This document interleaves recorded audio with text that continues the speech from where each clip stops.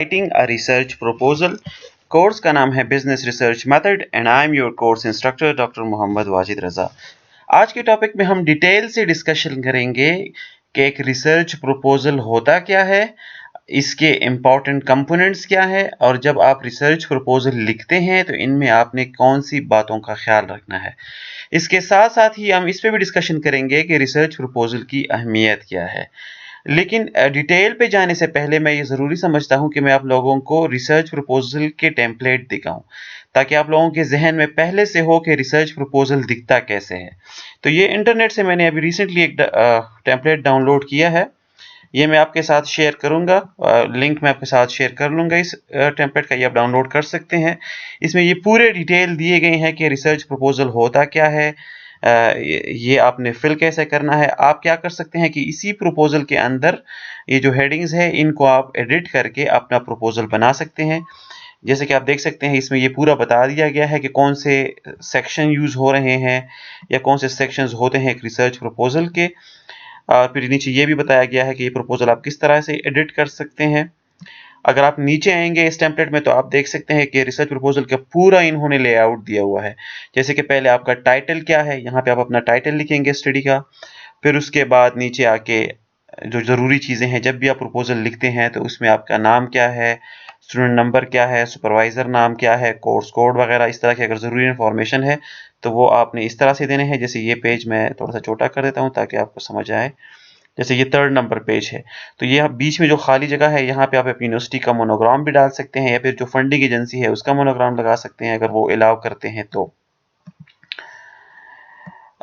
फिर नीचे जाते हैं तो इसमें आपको और इम्पोर्टेंट जो कंपोनेंट्स हैं रिसर्च प्रपोजल के वो दिखाई दे रहे हैं। सबसे पहले आपने एब्स्ट्रैक्ट लिखना है, एब्स्ट्रैक्ट में किन चीज़ों का ख्याल रखना है वो यहाँ पे बता दिया गया है। फिर इंट्रोडक्शन चैप्टर में किन चीज़ों का ख्याल रखना है, उनके हेडिंग कैसे देने हैं, रेफरेंसिंग कैसे देने हैं, वो पूरे डिटेल इस टेम्पलेट में दिए गए हैं। देखें, फिर प्रॉब्लम स्टेटमेंट लिखना है, फिर उसके बाद ऑब्जेक्टिव्स एंड एम लिखना है। इन शॉर्ट ये जो टेम्पलेट है इसमें इन्होंने पूरा बताया है कि एक रिसर्च प्रपोजल के मेन हेडिंग्स कौन सी होनी चाहिए, उनके सब हेडिंग्स कौन से होने चाहिए। इस टेम्पलेट को आप गाइडलाइन बना के अपना प्रपोजल बना सकते हैं या आप इसी को भी एडिट कर सकते हैं। अब आइए जो इस टेम्पलेट में हेडिंग्स थे आज हम उसको पढ़ते हैं कि जो एक एक हेडिंग इस प्रपोजल में आएगा, जो आप देखेंगे तो आपको कंफ्यूजन होगी। तो उस कंफ्यूजन को दूर करने के लिए इस लेक्चर में मैं इन तमाम पार्ट्स को डिटेल के साथ डिस्कस करूंगा। तो सबसे पहले एक रिसर्च प्रपोजल जो होता है उसके मेन कंपोनेंट्स कौन से हैं, उसमें आपने कौन कौन से सेक्शंस का ख्याल रखना है। तो यहाँ पे मैंने कुछ चीज़ों को आउटलाइन किया है। जो भी एक रिसर्च प्रपोजल होगा उनमें इन चीज़ों का होना बहुत ज़रूरी है। ज़रूरी नहीं कि ये सारे सेक्शन ही किसी रिसर्च प्रपोजल में लिखे गए हों। आप इनमें से कुछ सेक्शंस को मिक्स भी कर सकते हैं, मतलब उनको एक सेक्शन में डिफाइन कर सकते हैं, या अगर आप ज़रूरी समझते हैं कि कुछ चीज़ें रिडंडेंट है तो आप कुछ सेक्शंस को निकाल भी सकते हैं। आप इसमें कुछ एक्स्ट्रा सेक्शंस डाल भी सकते हैं, ये आप पे डिपेंड करता है। लेकिन दीज आर जस्ट गाइडलाइंस, इससे आपको खासा अंदाज़ा हो जाता है कि जब हम एक रिसर्च प्रपोजल लिखते हैं तो हमें उनमें से कौन कौन से सेक्शंस इंक्लूड करने होंगे। जैसे एग्जेक्टिव समरी है, प्रॉब्लम स्टेटमेंट से लेके आखिर में जो प्रोजेक्ट मैनेजमेंट है, रेफरेंसेस है या फिर अपेंडाइसिस है। What is a research proposal? A plan or suggestion, especially a formal, a written one put forward for consideration by other. A research proposal is a document that outlines how you propose to undertake your research studies. Proposal is the initial plan of your research. It shows what the researcher wants to achieve. अब proposal क्या चीज़ है? जब भी आप कोई project शुरू करते हैं, फॉर एग्जांपल कोई घर बनाते हैं या फिर कोई गाड़ी खरीदते हैं या फिर कोई बिजनेस बनाते हैं, जो भी आप करते हैं, मैं जिस मिसाल दे रहा हूं, उसको करने से पहले जरूरी होता है कि आप एक प्रपोजल बनाएं। प्रपोजल में क्या होगा, प्रपोजल में आप एक्चुअली अगर आप सपोज एक घर बना रहे हैं तो एक दो तरीके कार हैं। एक तो आप फटाफट मटेरियल ले आए, उस पर काम शुरू करें, तो हो सकता है वो अच्छा बन जाए, लेकिन ज्यादा चांसेस है कि उसमें बाद में मसाइल आए, उसके नक्शे में मसाइल आए, उसके मटेरियल कम या ज्यादा हो, आपकी प्लानिंग गलत हो। इसलिए जरूरी होता है कि उस पर प्रैक्टिकली काम शुरू करने से पहले आप उसके लिए एक प्रपोजल बनाएं और प्रपोजल में पूरा लिखें कि जी इलाका रकबा कितना है, उस पे हमने नक्शा कौन सा डालना है, नक्शे के हिसाब से मटेरियल कितना आना है, उस पे हमारे बनाने का तरीक़ाकार क्या होगा, मार्बल लगेंगे, चिप्स लगेंगे, सिंपल दीवारें होंगी, डेकोरेटेड दीवारें होंगी, दरवाजे कौन से होंगे, लाइट्स कितने होंगे, इस पे पूरा बजट कितना आएगा, कारीगरों का खर्चा। ये सब आप जब पेपर वर्क पे काम कर लेते हैं तो इससे आपको पता चल जाता है कि ये काम हमारे करने का है या नहीं, ये काम हमारे बजट में हो सकता है या नहीं हो सकता, और स्पेसिफिकली ये काम करने में कितना टाइम लगेगा। देखिए, जब आप इस तरह का प्रपोजल बनाते हैं तो आपको चीज़ें बड़ी आसान हो जाती हैं। फिर बजाय इसके कि आप काम शुरू करें, आप अपने प्रपोजल को पढ़ते हैं, उसमें से जो चीज़ें आप समझते हैं कि एक्सपेंसिव है या आपके रेंज से बाहर है, उसको आप आसानी से चेंज कर सकते हैं। लेकिन अगर एक बार आप डायरेक्ट काम शुरू कर देते हैं घर पे, कुछ घर बुनियादें वगैरह बना लेते हैं और फिर बाद में आपको उसमें चेंज करना पड़े, तो वो फिर बहुत बड़ा मसला बन जाता है, फिर वो नहीं होता। इसलिए ज़रूरी होता है कि आप पहले पेपर वर्क करें, प्रपोज़ करें चीज़ों को, अपनी प्लानिंग बताएँ, फिर उसमें उसी हिसाब से चेंजेस करें। तो रिसर्च प्रपोज़ल भी तकरीबन यही चीज़ है। जब आप एक रिसर्च स्टडी करने का सोचते हैं, कोई नया प्रोडक्ट लॉन्च करने का सोच रहे हैं, कोई न्यू थ्योरी बनाने का सोच रहे हैं, कोई मेडिसिन है या कोई इम्प्रूवमेंट है या इस तरह जिस तरह भी एकेडमिक रिसर्च है वो आप करने का सोच रहे हैं, तो सबसे पहले उसके बारे में प्रपोजल लिखें। प्रपोजल क्या है? ये आपका फ्यूचर प्लान बताता है कि रिसर्चर क्या करना चाहता है, कौन से फील्ड ऑफ स्टडी में काम करना चाह रहा है, उस फील्ड ऑफ स्टडी में वो कौन से एरिया को इम्प्रूव या फिर टेस्ट करना चाह रहा है। इसके साथ साथ वो अगर कोई नई स्टडी करना चाह रहा है तो उसकी मेथोडोलॉजी क्या होगी, मतलब आप इसमें लिखेंगे। आपका बजट कितना आएगा, ये पूरा आप रिसर्च प्रपोजल में लिख लेते हैं। तो व्हाट इज रिसर्च प्रपोजल? ये आपका एक प्लान है, रिसर्चर का इनिशियल प्लान होता है, जिसमें वो बताता है कि मैं ये इस रिसर्च में ये सब कुछ करना चाह रहा हूं।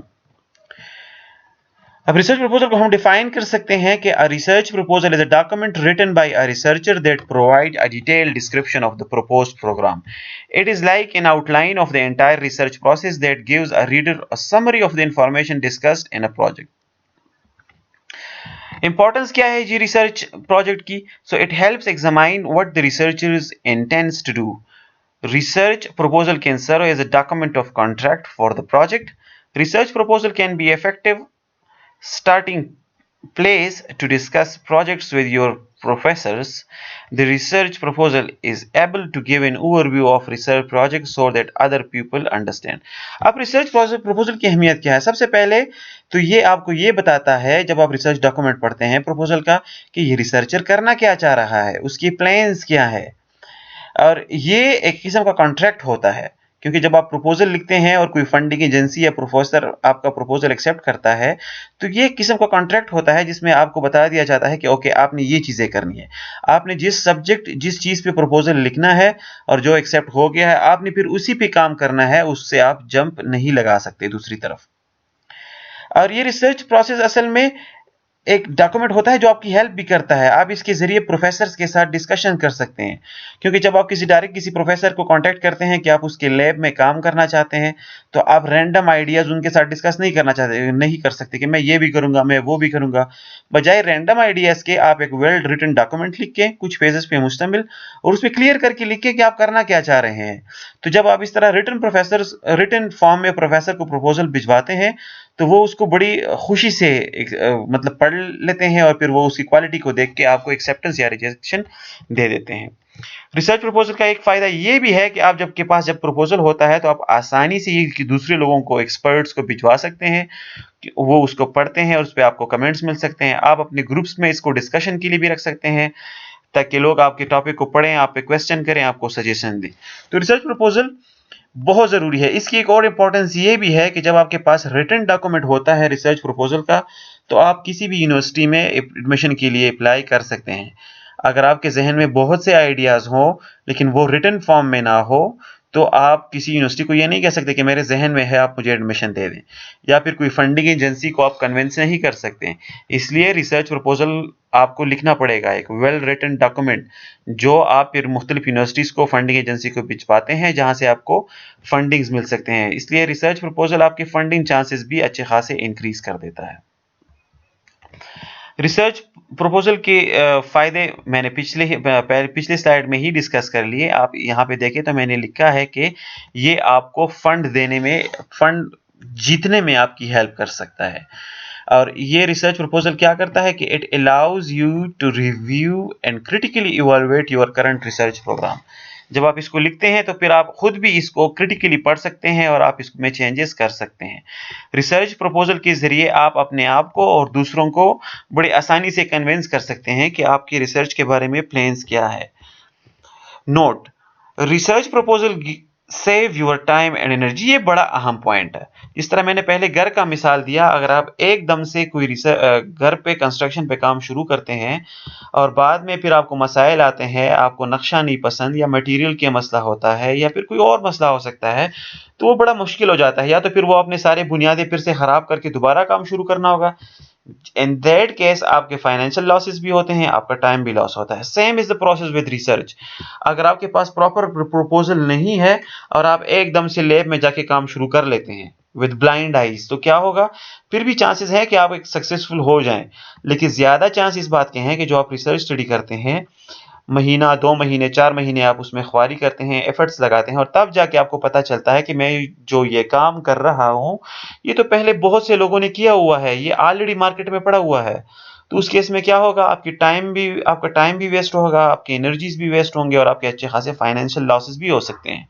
बजाय इसके कि आप एकदम काम शुरू करें, आप अगर प्रपोजल लिखते हैं और वो अपने लैब सुपरवाइजर को, फंडिंग एजेंसी को या प्रोफेसर को भिजवाते हैं कि जनाब मैं ये काम करना चाह रहा हूँ, मेरा ये तरीक़ाकार होगा, ये स्टेप्स मैं लूंगा, तो जब वो उसको पढ़ते हैं तो वो उसी वक्त आपको बता देते हैं कि आपका प्रपोजल सही है या आपका प्रपोजल गलत है। इस पे पहले से लोगों ने काम किया होता हुआ है, क्योंकि वो एक्सपर्ट होते हैं, उनको बहुत जल्दी पता चल जाता है।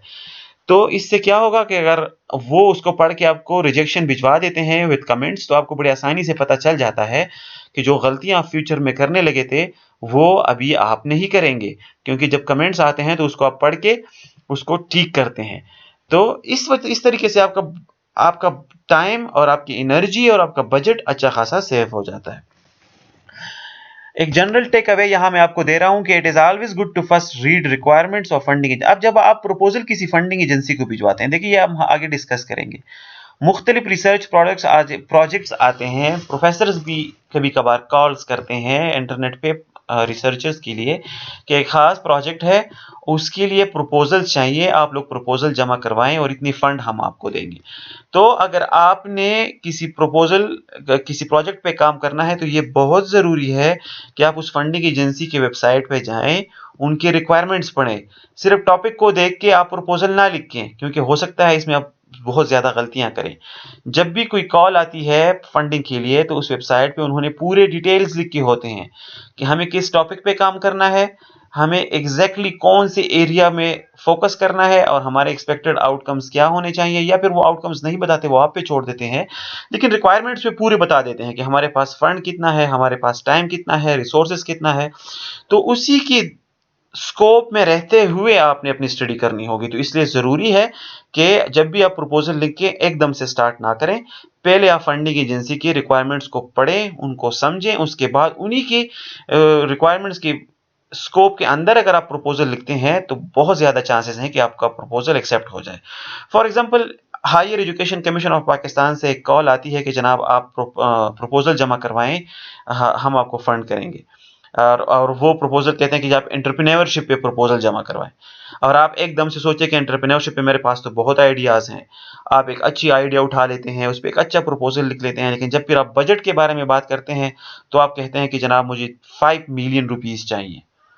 अब यहाँ पे आपने गलती क्या की कि आपने एचईसी की गाइडलाइंस नहीं पढ़े। हो सकता है उन्होंने अपनी गाइडलाइंस में लिखा हो कि मिनिमम 1 मिलियन और मैक्सिमम 3 मिलियन तक हम दे सकते हैं, इससे ज्यादा हम नहीं देते। और आपने यहाँ पे 5 या 10 मिलियन का बजट प्रपोज कर दिया है, तो अगर आपका प्रपोजल बहुत भी अच्छा हो, तब भी एचईसी उसको एक्सेप्ट नहीं करेगा, क्योंकि उनके पास इतना बजट नहीं है। इसी छोटे छोटे गलतियां हो सकती हैं हमसे। तो जरूरी है कि आप लिखने से पहले जो फंडिंग एजेंसी है उसकी गाइडलाइंस जरूर पढ़ें। इस तरह अगर आप किसी प्रोफेसर को प्रपोजल भिजवाते हैं रिसर्च स्टडीज के लिए, हायर स्टडीज के लिए, एमएस करने के लिए या फिर पीएचडी करने के लिए, तो वहां पे भी पॉसिबल है कि आप अपनी मर्जी का प्रपोजल भिजवाएं। अगर आपका प्रपोजल अच्छा है और प्रोफेसर को उसमें इंटरेस्ट है, तो वो आपको ले सकता है। लेकिन इसके बजाय मैं ये प्रेफर करता हूं कि आप प्रोफेसर्स के वेबसाइट्स पे जाएं, उनकी सीवी पढ़ें, उनकी वेबसाइट पढ़ें और देखें कि उन्होंने कौन से प्रोजेक्ट्स किए हैं, और आजकल वो किस प्रोजेक्ट पे काम कर रहे हैं, क्योंकि आजकल वो जिस प्रोजेक्ट पे काम कर रहे होते हैं उन प्रोजेक्ट्स में उनके पास फंडिंग होती है। तो फिर आप कोशिश करें कि अगर आप उसी एरिया में उनको प्रपोजल भिजवाते हैं तो वो उनके लिए ज्यादा आसान रहता है आपको जॉब देना, बजाय इसके कि अगर एक नया टॉपिक भिजवाएं तो फिर प्रोफेसर के लिए मुश्किल होता है, क्योंकि फिर पहले वो आपके लिए फंडिंग ढूंढेगा, फिर उसके बाद आपको वो जॉब ऑफर करेगा, रिसर्च पोजीशन ऑफर करेगा। तो ये एक जनरल टेक अवे है कि आप कोशिश करें कि पहले पढ़े कि वो करंटली किस प्रोजेक्ट्स पे काम कर रहे हैं, करंटली उनके पास कौन सी वैकेंसीज अवेलेबल हैं, और उसी के हिसाब से प्रपोजल लिखे तो आपके चांसेस अच्छे खासे इंक्रीज हो जाते हैं। अब रिसर्च प्रपोजल और रिसर्च, एक होता है पूरा रिसर्च स्टडी और एक होता है रिसर्च प्रपोजल, दोनों में फर्क क्या है? रिसर्च जो है वो पूरा एक काम है जो शुरू से लेके आखिर तक आप एक्चुअली जो काम करेंगे उसको रिसर्च कहते हैं। प्रपोजल में आप एक्चुअल काम नहीं करते हैं, यहाँ पे आप जस्ट प्रपोज करते हैं, पेपर वर्क करते हैं। आप सिर्फ अपनी आइडियाज को पेपर पे लिख के उनको कम्युनिकेट करते हैं कि ये एक गैप है, ये एक प्रॉब्लम है, मैं इसको इस तरीके से सॉल्व करना चाह रहा हूं, ये मेरी मेथोडोलॉजी होगी और इतना मुझे फंड चाहिए। तो रिसर्च प्रपोजल में आप ने एक्चुअल काम नहीं किया होता, या फिर जरूरी नहीं कि आप इसमें एक्चुअल काम करें, आप जस्ट प्रपोज करते हैं। फिर एक रिसर्च स्टडी क्या होती है? वो एक्चुअल काम होता है। फिर जो आपने प्रपोजल में लिखा है आप लैब में बैठ के वही काम एग्जैक्टली करते हैं, उसको प्रैक्टिकली करते हैं और उसको देखते हैं और उसके बारे में लिखते हैं। तो जो रिसर्च है वो ब्रॉडर है, वो बड़ी दुनिया है, वो हकीकत में जब आप काम शुरू करते हैं तो उसको हम रिसर्च स्टडी कहते हैं। और जब आप अभी से फ्यूचर के लिए प्लानिंग करते हैं, जो आप प्रपोजल भिजवाते हैं उसको हम रिसर्च प्रपोजल कहते हैं। So a strong research proposal can ensure handsome funding. ये एक बड़ी मजे की बात है कि अगर आपका प्रपोजल अच्छा है, आप मेहनत करते हैं, अच्छा प्रपोजल लिखते हैं, तो बहुत ज्यादा चांसेस हैं कि ये आपको अच्छे खासे फंडिंग दे देगा। आप इंडिपेंडेंट रिसर्च भी कर सकते हैं, घर बैठ के खुद अपने लैब में रिसर्च कर सकते हैं। मुख्तलिफ फंडिंग एजेंसीज हैं, वो आपको फंड देने के लिए तैयार है, जस्ट आपकी आइडिया अच्छी होनी चाहिए। या फिर आप हायर स्टडीज में भी इनरोल हो सकते हैं, या फिर किसी प्रोफेसर या साइंटिस्ट के साथ उनके लैब में काम कर सकते हैं, जिससे आपको सीखने का भी मौका मिलता है, आपके पब्लिकेशंस भी होते हैं और आपको पर मंथ अच्छी खासी सैलरी या मतलब स्टिपेंड भी मिलता है। तो कोशिश करें कि अपना प्रपोजल स्ट्रांग से स्ट्रांग लिखें। यहाँ पे मैं आपको सजेशन देता हूँ कि अगर आप इस फील्ड में इंटरेस्टेड हैं, रिसर्च में, प्रपोजल राइटिंग में, तो कोशिश करें जहां पे भी एकेडमिक कॉन्फ्रेंसेस होते हैं वहां आप जरूर जाएं, वहां अप्लाई करें, रजिस्टर करें और जरूर जाएं, क्योंकि जब आप कॉन्फ्रेंस में बैठते हैं तो मुख्तलिफ लोग मुख्तलिफ ममालिक से आके वहां पे अपना काम प्रेजेंट करते हैं, और जब आप उनको सुनते हैं तो उनकी 3-4 साल की मेहनत वो आपको 30-35 मिनट में समराइज करके बता देते हैं कि ये हमारा प्लान था, ये हमारा प्रपोजल था, इस तरह हमने रिसर्च किया, ये हमारी फाइंडिंग्स हैं। और कभी कभार तो वो ये भी बता देते हैं कि अभी आगे इसमें ये काम होना बाकी है, तो आपको बना बनाया एक रिसर्च टॉपिक वहां से मिल जाता है। एकेडमिक कॉन्फ्रेंस में ये भी एक ब्यूटी होती है कि जहां पे आप मुख्तलिफ एक्सपर्ट्स प्रेजेंट कर रहे होते हैं, तो जो एरिया आपको पसंद है, बहुत से चांसेस हैं कि उस एरिया के लोग आपको वहां मिले, वहां उसके एक्सपर्ट्स आपको मिले, उसके करंट रिसर्चर्स आपको मिले, तो आप उनको सुनने के बाद डिसीजन ले सकते हैं, या फिर उनको सुनने के बाद उन्हीं के साथ डिस्कस कर सकते हैं कि जनाब मैं भी इसी एरिया में काम कर रहा हूं, जहां से आपको बड़े यूजफुल कमेंट्स और सजेशन मिल सकते हैं। तो एकेडमिक कॉन्फ्रेंस में जरूर जाएं, वहां पे अब फायदे बहुत है, नुकसान कोई नहीं। और यहाँ पे एक जनरल टेक अवे है कि रिसर्च गेट, अच्छा आप इस तरह कर सकते हैं कि अगर आप कॉन्फ्रेंस में नहीं जा सकते तो ऑनलाइन बड़े अच्छे प्लेटफॉर्म्स हैं, वहां पे आप जाके अपने टॉपिक्स रिसर्च करें। रिसर्च गेट एक वेबसाइट है, इसको आप आज ही खोलें, इसमें अपने आप को रजिस्टर करें। यहाँ पे आप क्वेश्चन कर सकते हैं अपनी रिसर्च के मुताबिक, जो भी क्वेश्चन है आपके जहन में, चाहे वो सैम्पलिंग का हो, चाहे वो रिसर्च पैराडाइम का हो, चाहे वो पॉपुलेशन का हो, चाहे वो स्टेटिस्टिकल टूल्स का हो, चाहे वो आपके topic, research problem, question, gap, मुख्तलिफ चीजें आप डिस्कस कर सकते हैं। या फिर आप ये भी कर सकते हैं कि अपना प्रपोजल वहां पे डाल के लोगों से कहें कि जनाब मुझे कमेंट्स दें, आपको लोग बड़े वेलकम करेंगे, आपको बहुत ज्यादा कमेंट्स मिल सकते हैं। तो SSRN एक और वेबसाइट है, इस तरह मुख्तलिफ ऑनलाइन वेबसाइट्स हैं जहां पे भी आप आराम से अपने आप को पॉलिश कर सकते हैं घर बैठ के। अब रिसर्च प्रपोजल के टाइप्स कितने हैं? तो जनरली दो किस्म के टाइप्स होते हैं, एक इंटरनल रिसर्च प्रपोजल है, एक एक्सटर्नल रिसर्च प्रपोजल है। इंटरनल रिसर्च प्रपोजल को आगे हम एकेडमिक रिसर्च और नॉन एकेडमिक रिसर्च में क्लासिफाई करते हैं। एक्सटर्नल रिसर्च को हम सॉलिकेटेड और अनसॉलिकेटेड प्रपोजल में क्लासिफाई करते हैं। इनको डिस्कस करते हैं। तो जो इंटरनल रिसर्च प्रपोजल है उसमें एकेडमिक प्रपोजल क्या है? An academic proposal is the first step in producing a thesis और major projects. Its intent is to convince a supervisor or academic committee that your topic and approach are sound. Non-academic proposal क्या है? This one is not for degree requirement that is submitted by a university or a college teacher to some research organization. Internal research का ज्यादातर मुराद होता है कि आप academic field में काम कर रहे होते हैं, आप नॉलेज क्रिएशन करते हैं। तो या तो एकेडमिक जो होता है उसमें आप किसी प्रोफेसर या लैब सुपरवाइजर को अपना प्रपोजल भिजवाते हैं और उसमें खास कर ये मेंशन करते हैं कि आप ये स्टडी करना चाहते हैं एमएस या पीएचडी डिग्री के लिए, और आप सुपरवाइजर को कन्विंस करते हैं जहां से आपको हायर डिग्रीज में एडमिशन मिलता है। नॉन एकेडमिक रिसर्च में आप जरूरी नहीं कि किसी प्रोफेसर के साथ काम करें, ये आप खुद इंडिपेंडेंट भी काम कर सकते हैं और इसका मुराद ये किसी फंडिंग एजेंसी के आप काम कर सकते हैं और इसे कंप्लीट करने पे आपको कोई डिग्री वगैरह अलॉट नहीं होती, बल्कि जस्ट आप रिसर्च करते हैं और आपके पब्लिकेशंस आ जाते हैं। एक्सटर्नल रिसर्च में एक सॉलिकेटेड रिसर्च है।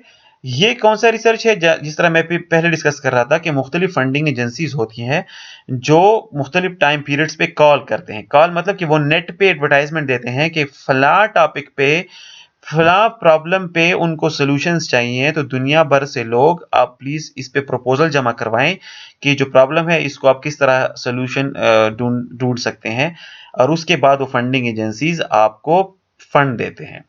तो ये सॉलिकेटेड रिसर्च जो होता है ये भी एकेडमिक ज्यादातर नहीं होता, इसमें आपको डिग्री नहीं मिलती, इसमें आप जस्ट आपको फंडिंग मिलती है और बाद में आप इसमें पब्लिकेशंस कर सकते हैं, कॉन्फ्रेंस अटेंड कर सकते हैं, लेकिन आपको एकेडमिक डिग्री इससे नहीं मिलेगी। और जो भी कॉल किसी फंडिंग एजेंसी की तरफ से आती है उसको हम सॉलिकेटेड रिसर्च कह सकते हैं।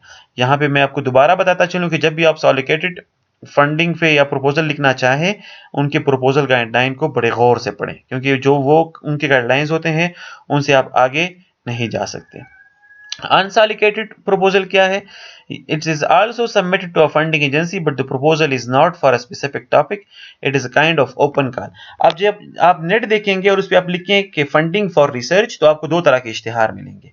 एक इस तरह होगा कि एक फंडिंग एजेंसी ने बाकायदा बताया होगा कि हम आपको फंड कर रहे हैं, लेकिन आप इस फला टॉपिक पे काम करें, इससे आगे पीछे आप काम करेंगे तो हम आपको फंडिंग नहीं करेंगे, तो वो सॉलिकेटेड कहलाता है। अनसॉलिकेटेड कौन सा होता है?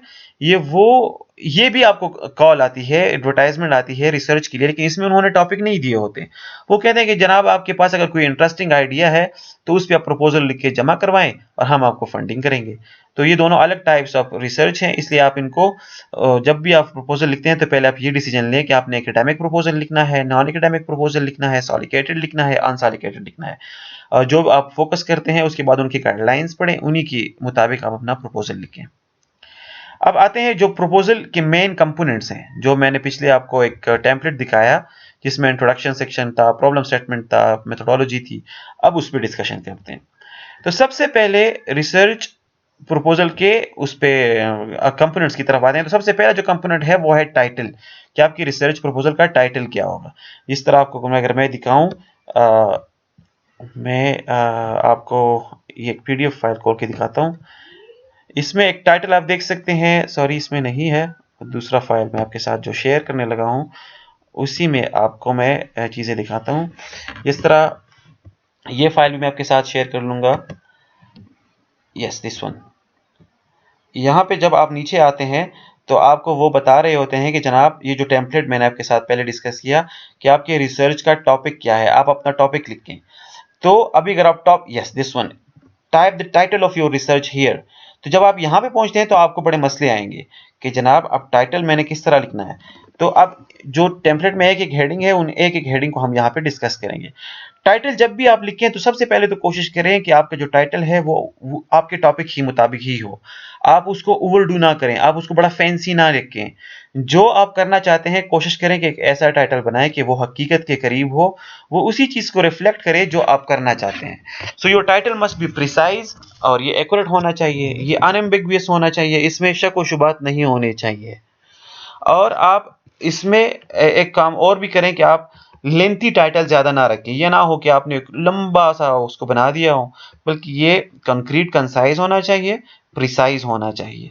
तो आपका टाइटल, अब जो आप प्रपोजल लिखेंगे तो उसमें दूसरा जो इम्पोर्टेंट कंपोनेंट है that is introduction section.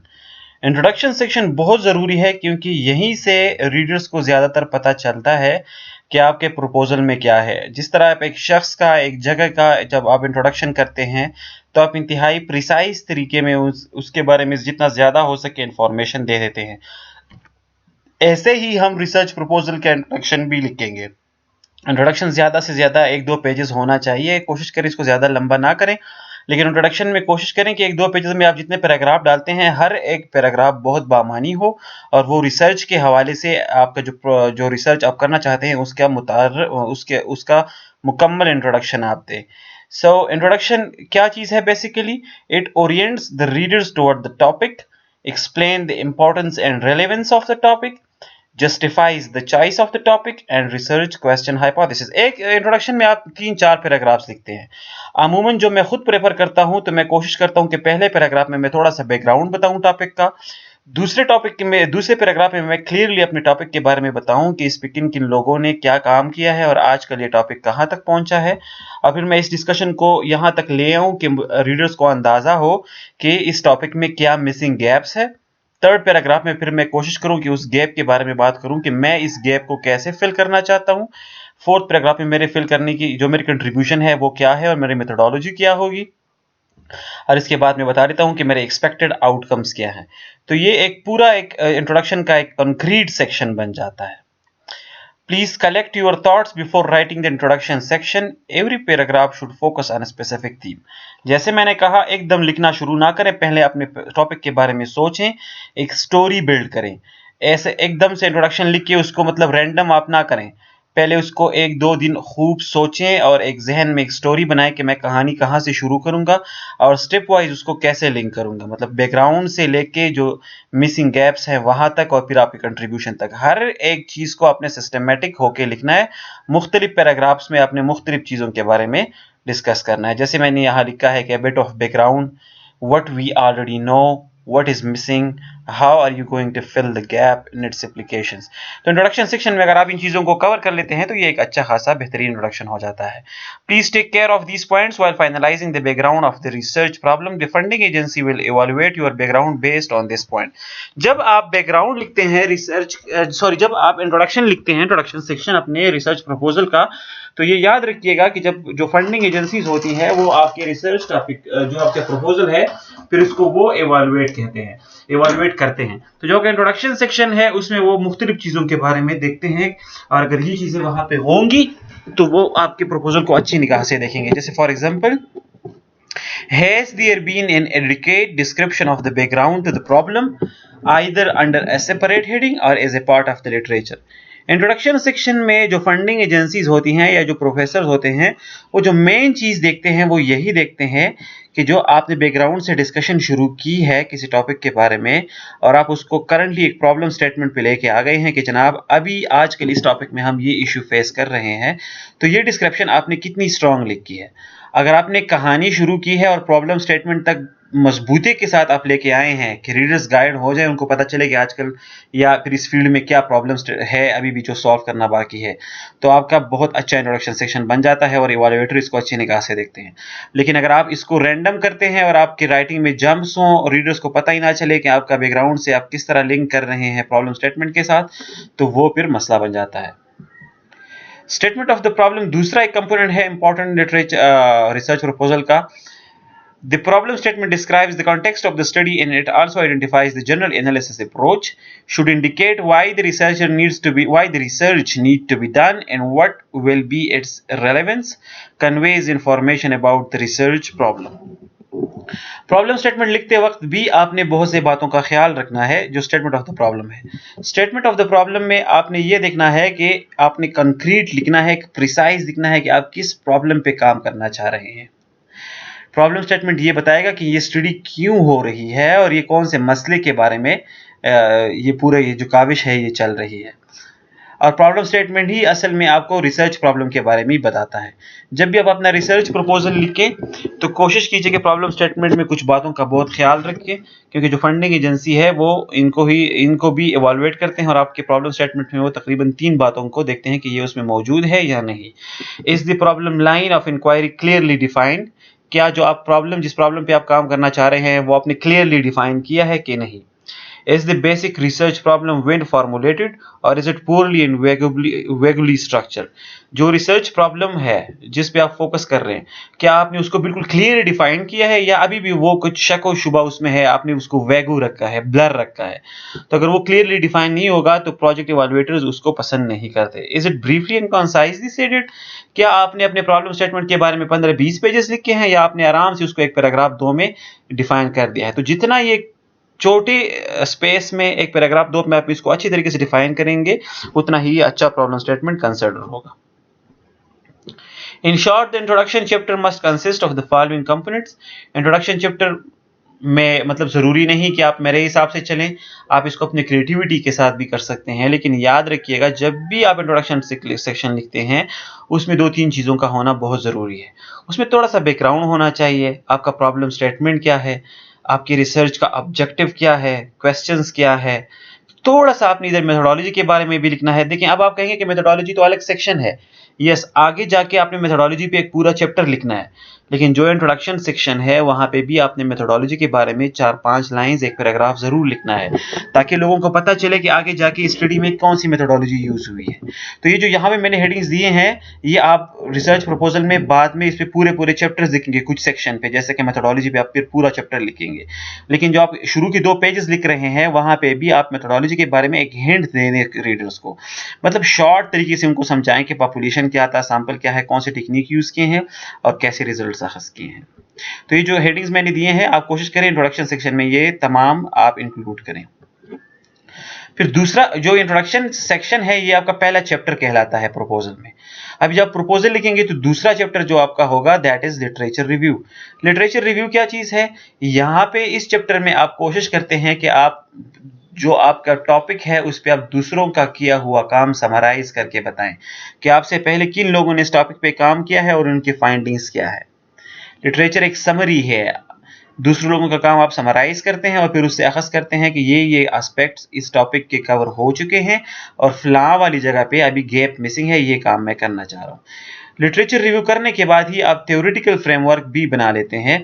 Theoretical framework आपको बताता है कि जो आपका काम है उसके आपकी थ्योरेटिकल सपोर्ट क्या है और उसको आगे ले जाके आप फिर एक डायग्रामेटिकल शेप में आप अपने वेरिएबल्स को डिफाइन कर लेते हैं कि मेरी स्टडी में ये वेरिएबल्स है और इनका पॉजिटिव रिलेशनशिप ये है। लिटरेचर रिव्यू में भी आपने कुछ बातों का ख्याल रखना है। सबसे पहले तो आपने ये देखना है कि is there clear evidence of a thorough review of literature and is there a theoretical engagement with relevant literature. सबसे पहले तो आपने ये देखना है कि जो इवैल्यूएटर्स होते हैं वो देखते हैं कि आपने लिटरेचर रिव्यू का जो सेक्शन लिखा है तो क्या आपने इसमें जो अहम और बहुत इंपॉर्टेंट और रीसेंट स्टडीज हैं वो तमाम आपने इनका जिक्र किया है या नहीं, आपने जस्ट 1-2 स्टडीज का जिक्र किया है। तो जितना आपने ज़्यादा से ज़्यादा स्टडीज़ का जिक्र किया होगा जो रेलेवेंट स्टडीज़ है, उतनी ही आपकी लिटरेचर रिव्यू स्ट्रांग समझी जाती है। अगर आप एक जस्ट 2 स्टडीज़ को कोट करते हैं तो आपका लिटरेचर रिव्यू कमज़ोर समझा जाता है। लिटरेचर रिव्यू लगते हुए भी आपने बहुत से बातों का ख्याल रखना है। In short, the literature review should consist the following components. एक important note है, in literature review में be very careful with citation. Yes, यहाँ पे थोड़ा सा ग्रामेटिक टाइपो है, इसको मैं ठीक कर लूँगा, लेकिन यहाँ कह रहा है कि जब आप लिटरेचर रिव्यू करते हैं तो आपने साइटेशंस के मामले में बहुत ज़्यादा एहतियात बरतनी है। साइटेशन क्या है, जब आप लिटरेचर रिव्यू करते हैं और किसी दूसरी स्टडी के बारे में मुझे बताते हैं, सपोज आप कहते हैं कि जनाब मिलर एंड मोडिग्लियानी कैपिटल स्ट्रक्चर के बारे में उनका पेपर है, अगर आप उसके बारे में अपने पेपर में लिख रहे हैं तो आखिर में उसने इसका आपने उस काम का हवाला देना है, आपने ये लिखना है कि ये काम किस ने किया है या फिर जो आप आर्गुमेंट दे रहे हैं वो आर्गुमेंट किसने प्रेजेंट किया है। तो जिस रिसर्च पेपर या बुक का हवाला आप दे रहे हैं उसको साइटेशन कहते हैं। इसके मामले में आपने बहुत ज़्यादा एहतियात से काम लेना है। 2 चीज़ों का ख्याल रखना है, एक तो साइटेशन का तरीक़ाकार ठीक होना चाहिए, साइटेशन का अपना तरीक़ाकार होता है वो मैं आपको अगले क्लास में समझा दूंगा। दूसरा जो साइटेशन है वो रेलेवेंट हो, रीसेंट हो और क्वालिटी जर्नल्स के हों। ऐसे भी आपने नहीं करना कि बस एरे गैरे का यहाँ वहाँ जो लो कैटेगरी जर्नल्स हैं उसके पेपर्स आपने साइट किए हों। जितने आप हाई क्वालिटी जर्नल्स हैं अगर उनके आप हवाले देते हैं उतना ही आपका लिटरेचर रिव्यू बेहतरीन समझा जाता है। ये जर्नल्स हाई क्वालिटी क्या चीज़ है, साइटेशन कैसे देते हैं, इस पे मैं इंशाल्लाह अगले लेक्चर में डिटेल से बात करूंगा। लिटरेचर लिखते हुए आप इसको एक ही स्टोरी की शेप में भी लिख सकते हैं, आप इसको मुख्तलिफ हेडिंग्स में भी डिवाइड कर सकते हैं, आप इसको पॉइंट वाइज भी लिख सकते हैं, आप इसको टॉपिक वाइज भी लिख सकते हैं, ये आपके पास फुल फ्रीडम है। लेकिन लिटरेचर लिखते हुए मेन जो फोकस है वो आपने यही करना है कि मैंने दूसरों के काम को समराइज करके एक ऐसी स्टोरी बिल्ड करनी है कि उसमें दूसरों के काम का हवाला भी हो, उनको साइटेशन भी मिले और आखिर में ये इस तरह से समराइज हो कि लोग आके जो प्रॉब्लम स्टेटमेंट है वहां तक आप रीडर्स को गाइड कर सकें।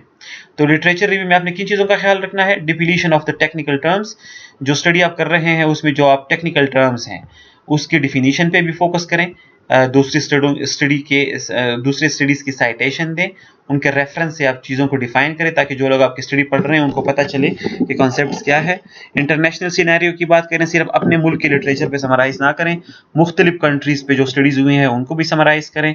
रीजनल सिनेरियोज़ को देखें, नेशनल सिनेरियो को भी देखें, लोकेशन ऑफ द स्टडी को भी देखें, सिमिलर स्टडीज़ जो हैं आपकी तरह जो सिमिलर स्टडीज़ हैं उनका जिक्र ज़रूर करें, उनको इग्नोर मत करें, और जो थ्योरीज हैं आपके काम के मुतालिक उनका जिक्र भी होना ज़रूरी है।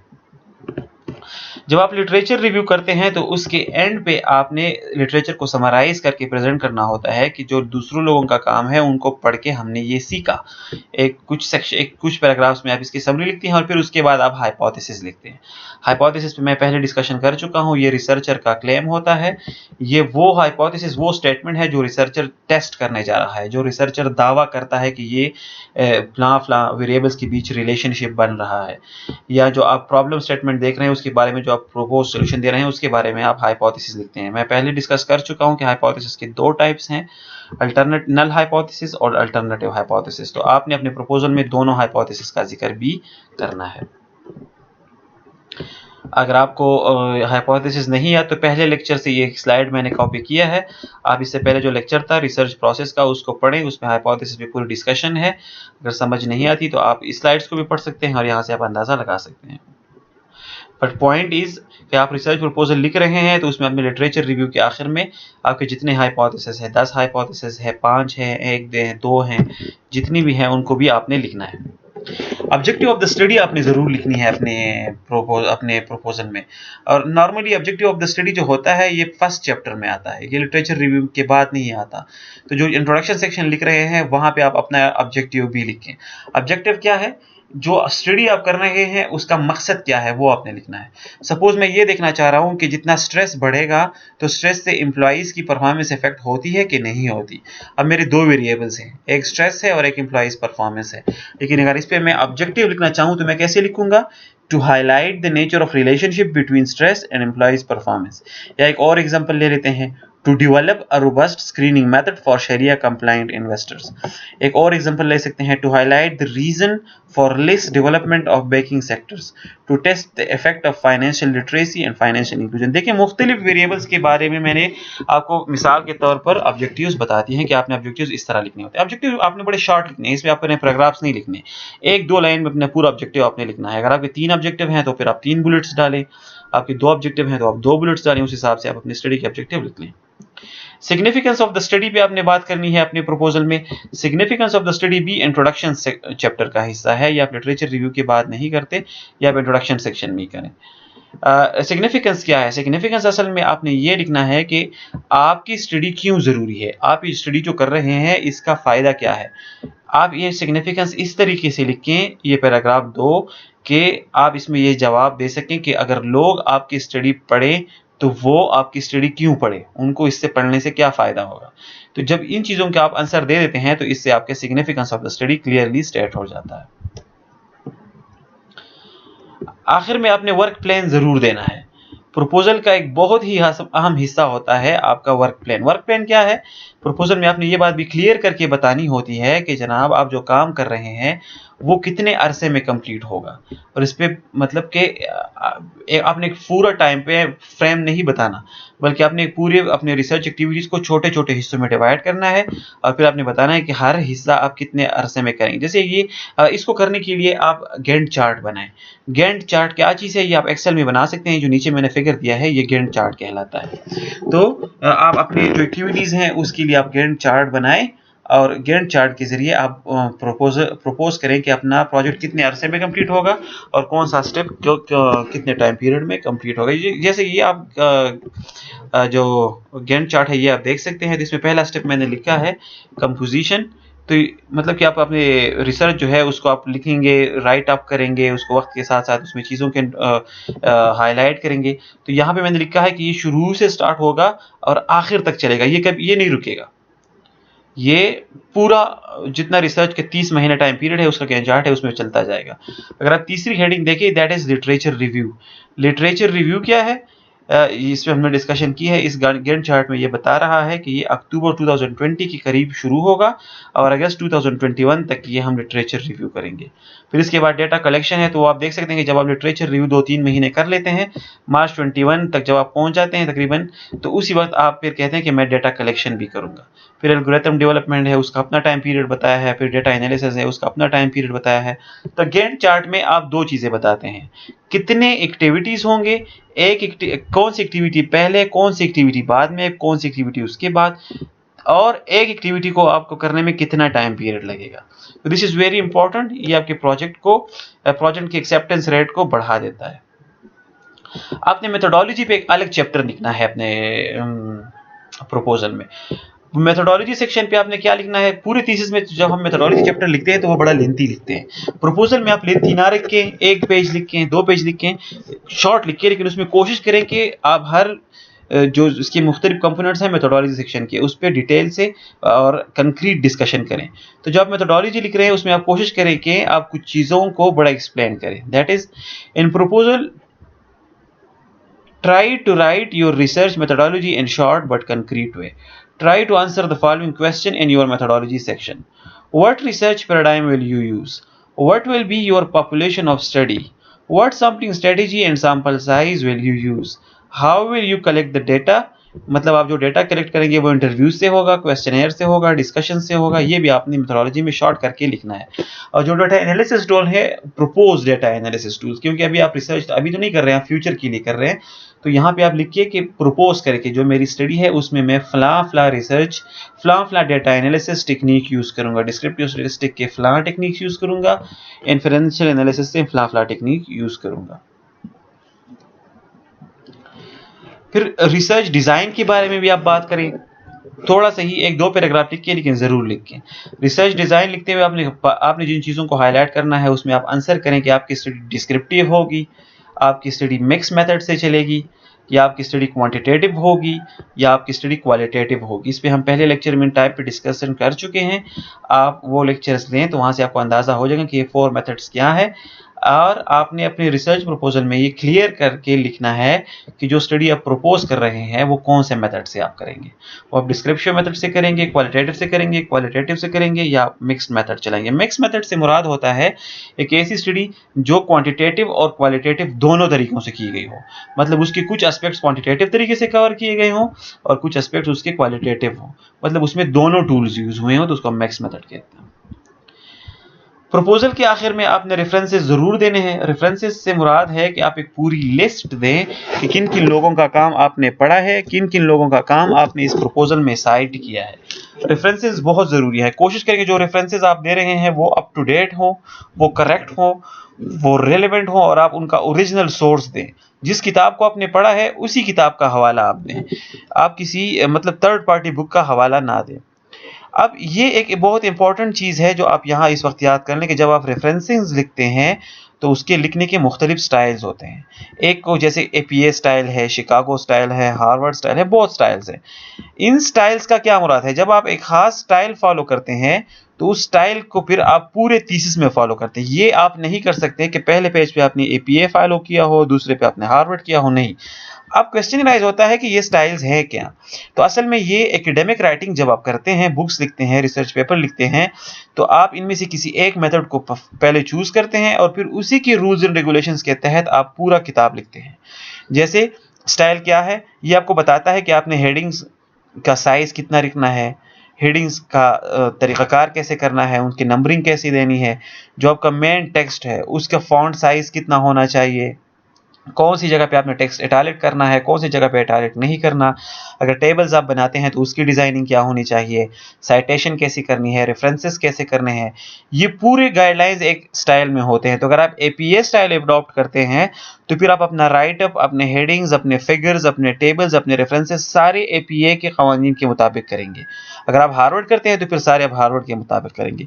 इंशाल्लाह इन पे भी डिस्कशन होगी, लेकिन आप ये अभी याद रखें कि एकेडमिक राइटिंग में आपके पास आज़ादी नहीं होती, आप अपने स्टाइल से लिख नहीं सकते, बल्कि फॉर्मेटिंग में आपने इनमें से किसी एक स्टाइल को अडॉप्ट करना होगा।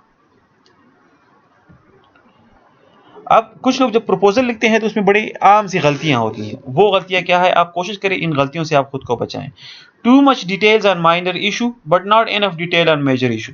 अक्सर जो हमारे पास प्रपोजल आते हैं उसको मैं देखता हूं तो स्टूडेंट्स ने क्या किया होता है कि जो साइड डिफिनीशन है, छोटे मोटे डिफिनीशन है, बैकग्राउंड है, इन पे उन्होंने लंबे लंबी चीजें लिखी होती हैं। कभी कभार वो इररिलेवेंट चीजें भी प्रपोजल में डाल देते हैं, जो ऐसी थ्योरीज जो इंपॉर्टेंट होती हैं लेकिन इतने इंपॉर्टेंट नहीं होती आपके प्रपोजल के लिए।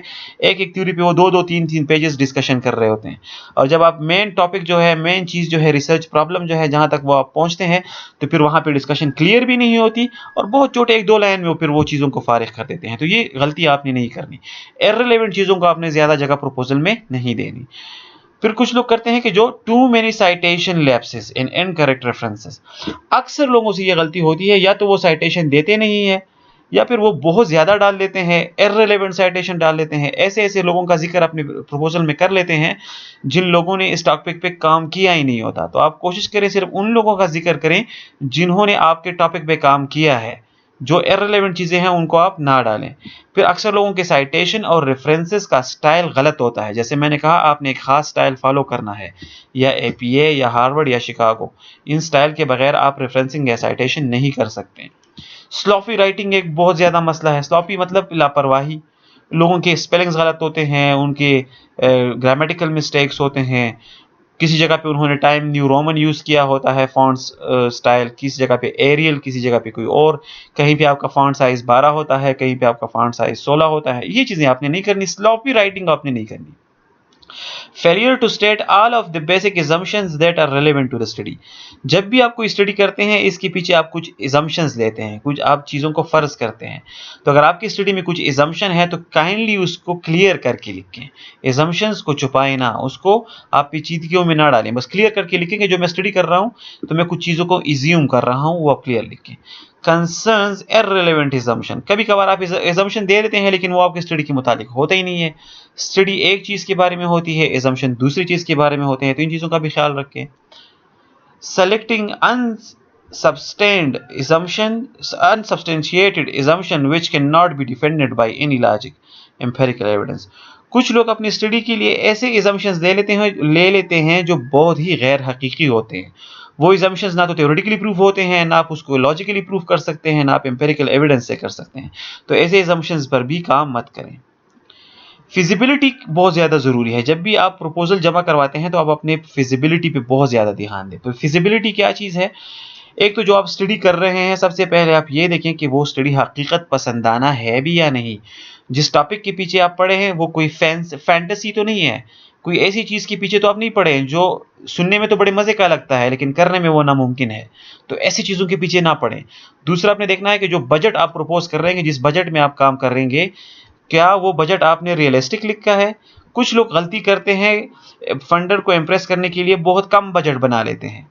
मतलब फंडिंग एजेंसीज कहती हैं कि जनाब आप 10 से 20 लाख तक बजट दें, तो ये कह देते हैं कि जनाब हम ये काम 5 लाख में भी कर लेंगे, और उनकी सोच होती है कि ये फंडिंग एजेंसी को इम्प्रेस कर लेते हैं, लेकिन असल में ये गलती होती है। क्योंकि अगर आप बहुत कम फंड देते हैं तो अक्सर फंडिंग एजेंसी फिर आप पे शक करती है। उनको शक और शुबा होता है कि एक चीज़ जो हमने 10 लाख का बोला है ये 5 लाख में करेगा, तो इसका मतलब है ये क्वालिटी पे कंप्रोमाइज करेगा।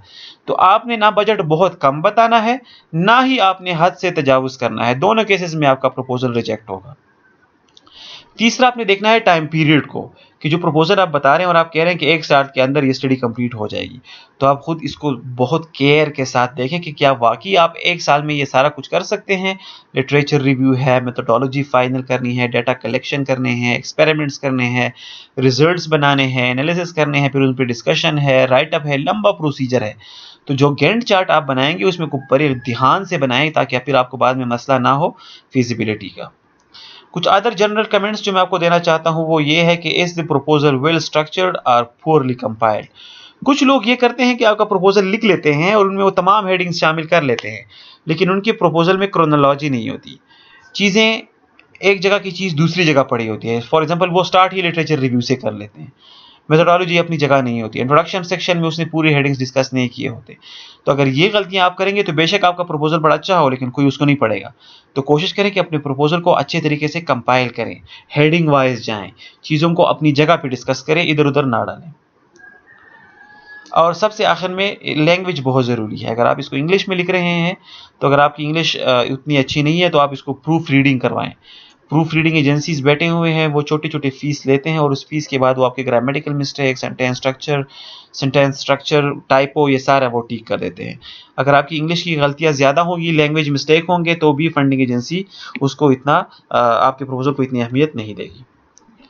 आखिर में वही फिर अगर वही पिक्चर अगेन कि it's not an easy to get funding. जब भी आप फंडिंग के लिए प्रपोजल लिखते हैं तो इतना आसान काम नहीं है। आप जब प्रपोजल बनाते हैं उसके बाद भी बहुत से मराहिल से आपको गुजरना पड़ता है। आपका प्रपोजल फंडिंग एजेंसी के पास जाता है, वो फिर उसको एक्सपर्ट्स के पास भेजते हैं, वहाँ पे उस पर कमेंट्स आते हैं, आप पे क्वेश्चंस होते हैं, आप पे क्रिटिसिज्म होता है। तो it's a huge and very hectic process. आप इसको बहुत सीरियस लें, और बेशक अगर कोई प्रपोजल सही लिखता है तो ये उसके लिए फ्यूचर के बहुत ज़्यादा मौके खोल सकता है। Thank you so much. आज के लिए इतना ही। अगर आपको कुछ क्वेश्चन है तो आप मुझे ईमेल कर सकते हैं, या फिर YouTube channel management sciences SBBU पे जाके कमेंट्स करें। I will try my level best कि मैं आप लोगों के सवालों के जवाब दे सकूं।